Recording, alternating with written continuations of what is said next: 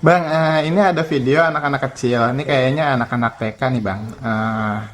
Mereka itu diajak masuk ke rumah ibadah non-Muslim dengan alasan mengajarkan toleransi sejak dini.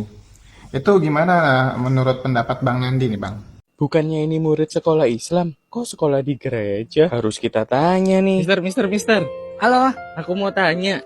Ini kan anak-anak kan kerudungan ya. betul. Terus aku tadi kok lihat masuk gereja, terus ini di pura. Itu ya apa, Mister? Oke. Jadi itulah salah satu hal yang kita prioritaskan kepada anak-anak karena mereka masih usia dini, sedini mungkin kita tanamkan rasa toleransi. Bahwasanya di Indonesia itu terdiri dari beragam agama. Ada 6 agama yang diakui, beragam suku, beragam kebudayaan.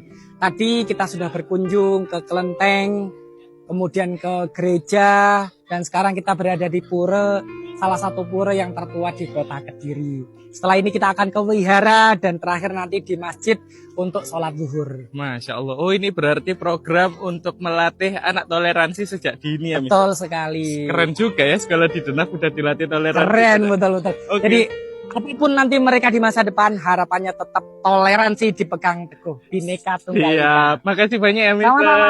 Thank Oke, you. saya gabung dulu. Siap. Dadah. Dadah.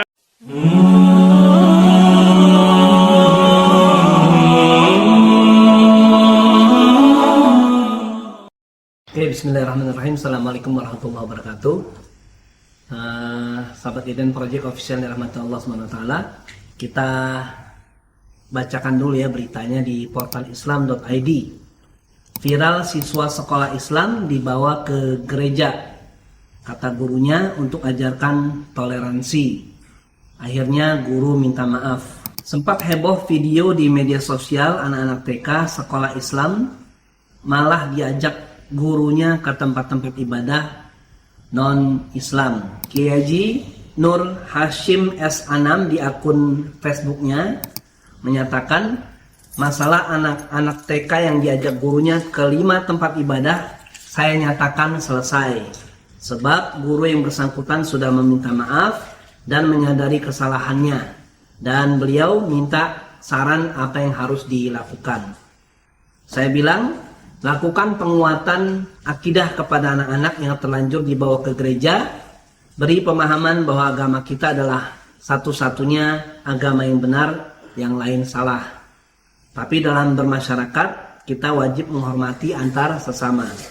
Intinya, pastikan di dalam memori si anak-anak tersebut hilang hal-hal yang negatif akibat mereka berkunjung ke gereja. Nah, jadi sahabat IDN Project Official yang dirahmati Allah SWT, Rasulullah SAW bersabda mengingatkan kita setiap bayi yang dilahirkan itu dalam keadaan fitrah, maksudnya dalam keadaan Islam, maka kedua orang tuanya menjadikan mereka Yahudi, Nasrani atau Majusi.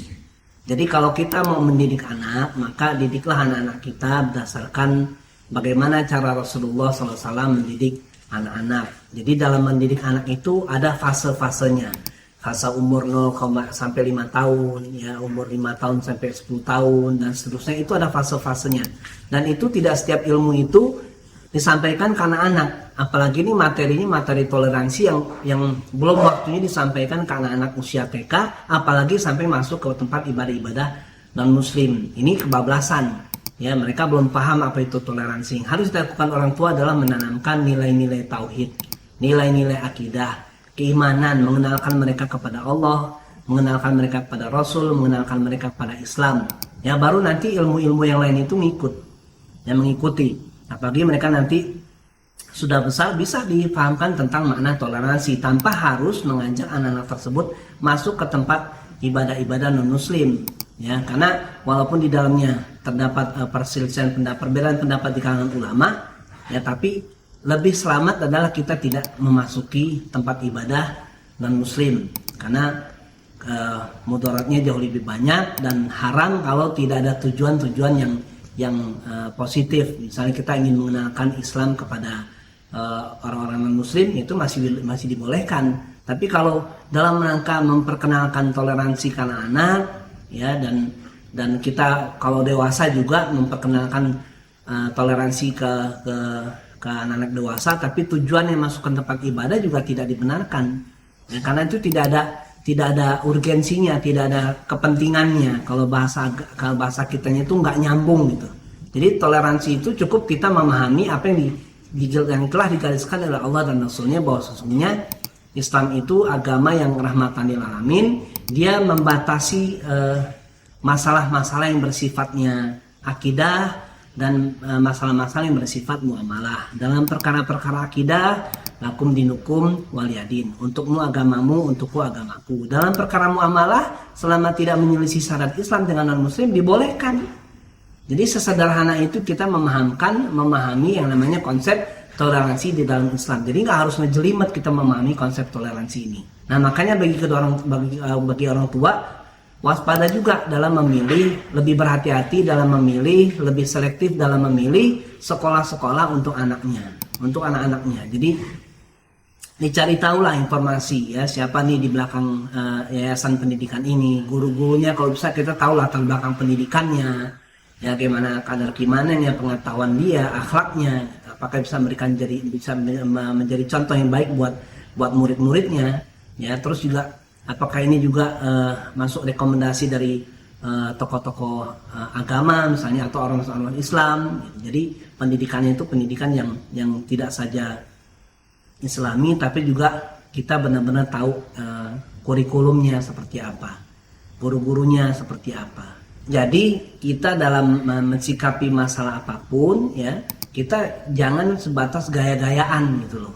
Jadi bikin program untuk anak-anak didik kita, tapi program itu kita nggak konsultasikan kepada yang ahlinya. Untuk gaya-gayaan, ajak anak-anak yang masih TK masuk ke tempat ibadah-ibadah non muslim.